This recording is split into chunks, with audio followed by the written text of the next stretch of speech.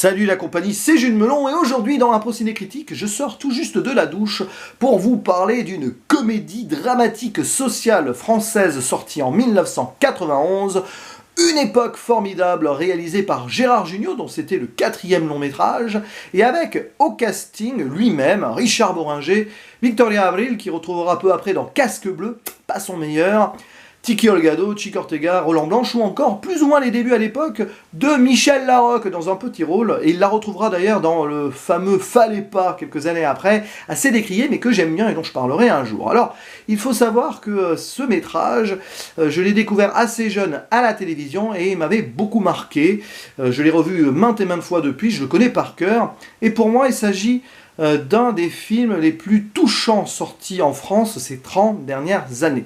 Voilà.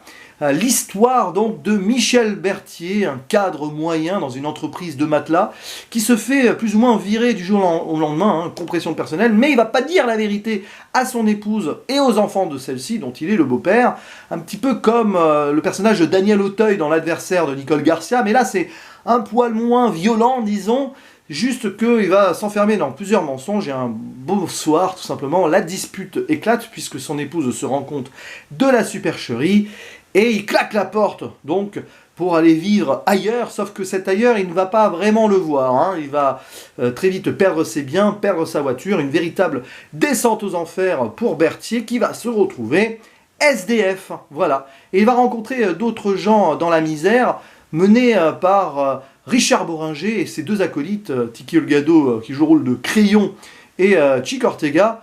Et ces personnes, on ne sait pas si elles sont bien attentionnées ou non, elles vont essayer peut-être de tirer profit de la situation de Berthier qui n'est pas encore totalement 100% démunie, ou peut-être s'associer ou se lier d'amitié, on ne sait pas trop. Bref, une aventure assez terrible et vraiment, vraiment marquante, qui dépeint une France des années 90, 80, 90 qui commençait à être frappée de plein fouet par la misère. C'était l'époque, on était en plein resto du cœur de Coluche. D'ailleurs, il y a une référence à Coluche dans le film, le fameux « Salaud de pauvre » balancé par Chantal là-dessous, qui a un petit rôle aussi, référence aussi à la traversée de Paris.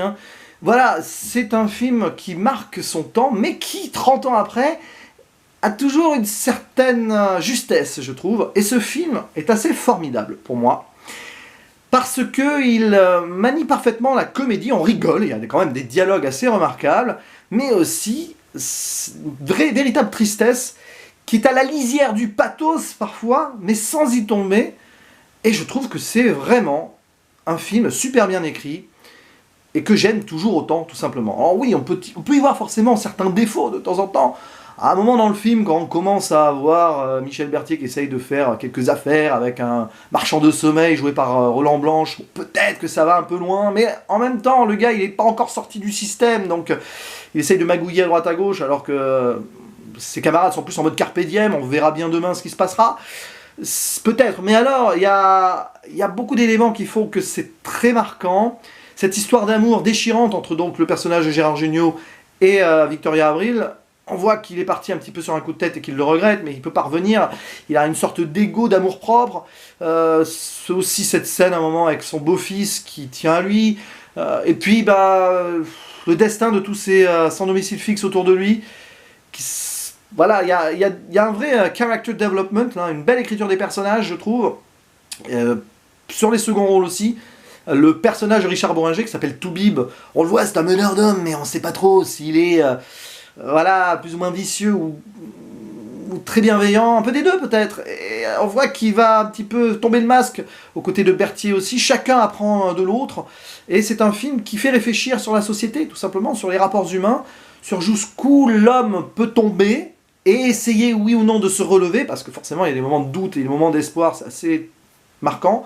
Il y a peut-être certaines scènes, on va dire tristes en trop, qui ne sont pas forcément utiles à l'ensemble, mais bon, quand tu es pris par l'émotion d'un film justement écrit, à la rigueur tu peux te permettre d'en rajouter une couche, bon ça passe quoi.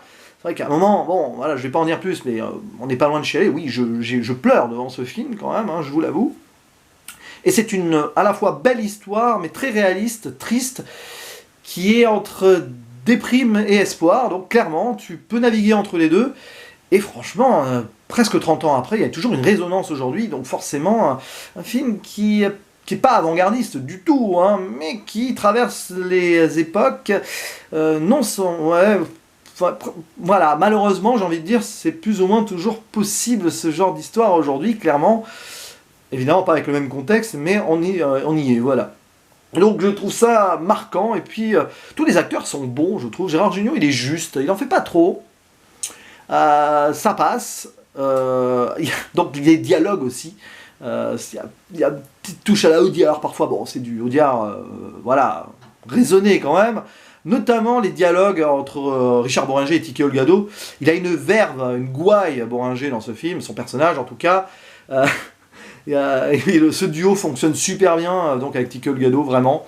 Il y a cette citation assez incroyable, une de mes références, c'est, bon, il y a Tike Olgado qui insulte une femme. Oui, c'est pas un film qui met les femmes en avant, hein, attention, hein, bon, c'est une époque particulière, mais bon, ça, c'est pas grave. Enfin, c'est pas grave, voilà, on va fermer les yeux pour l'époque, mais à un moment, donc, Tike Olgado insulte une passante gratuitement. Hein. Et puis à Richard Bohringer, il dit Hé, crayon, mets des guillemets quand tu parles femme. Voilà. J'imite plus ou moins Richard Bohringer ici. Hein. Voilà, des petits trucs, des punchlines comme ça, qui sont intéressantes et qui mettent du rythme à un film qui peut être plombé parfois, mais qui rebondit toujours assez subtilement sur certaines situations. Donc la vraie maîtrise d'un équilibre comique, dramatique, que je trouve vraiment, vraiment fin ici. C'est pour moi, d'ailleurs, vraiment, je le redis, le meilleur film de Gérard Jugnot, qui est plutôt bon, hein. Il a coécrit le film, il a réalisé. Bon, la réalisation est factuelle, hein. Il y a des moments, il y a des références quand même qui sont assez subtiles et sympathiques, voilà. Comme un gardien qui se fait assommer alors qu'il regarde à la télé, un gardien qui se fait assommer, j'aime bien ce côté miroir mis en abîme. Voilà, bon, après ça va pas non plus très loin sur la direction artistique, il faut l'avouer. Mais c'est au-delà, c'est dans la narration et l'histoire, c'est vraiment un beau film que je vous conseille. Il est passé à la télé il y a pas longtemps, je crois, donc si vous l'avez vu, ou si vous voulez le voir, ou je ne sais pas quoi, n'hésitez pas à dire en commentaire ce que vous en avez pensé. Il ne me reste plus qu'à vous dire à la prochaine. Ciao.